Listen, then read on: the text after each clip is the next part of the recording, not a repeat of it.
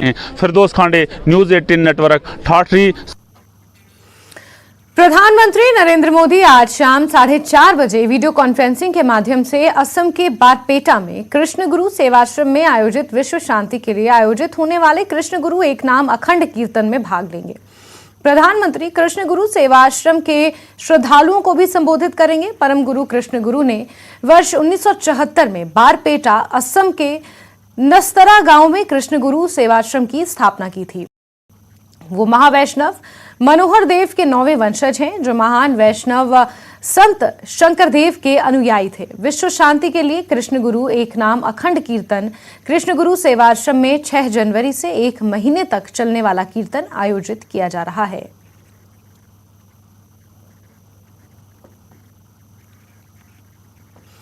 Kashmir traders and manufacturers federation ने श्रीनगर के Aftab market में एक प्रेस कॉन्फ्रेंस की।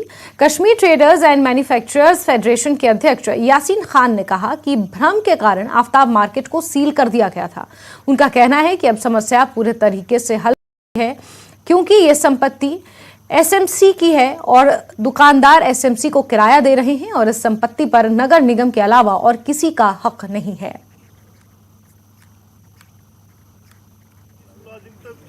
मेरा एक फर्ज बनता है। मैंने कभी नहीं कहा कि ये मसला था, तो आज मैं कहूँगा कि मसला हल हुआ।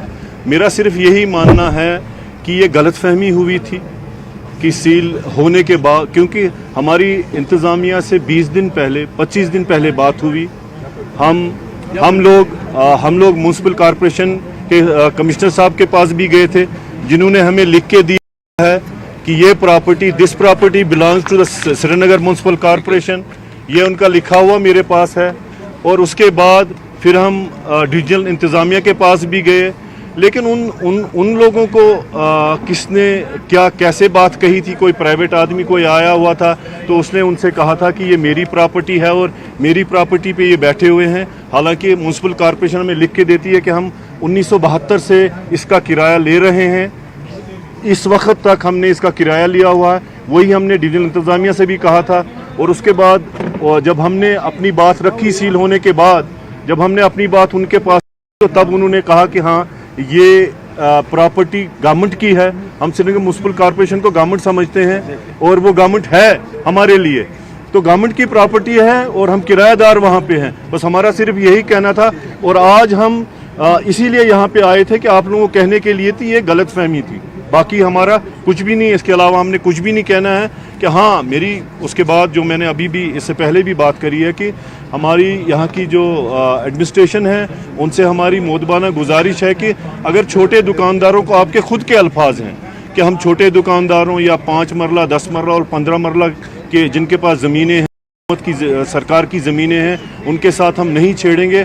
तो हम सिर्फ याद दहानी के लिए आज आए हैं कि आप उस पर अमल करें, क्योंकि हमारा जो कारोबार है काफ़ी देर से, काफ़ी सालों से ख़राब हो चुका है और हम आज परेशानियों में मुब्तला हैं। तो हमें फिर किसी एक और परेशानी में न डाला जाए, क्योंकि हमारा जो कारोबार है, नफ़ा नुकसान का मसला है, वो हमारी बर्दाश्त से बाहर हो चुका है।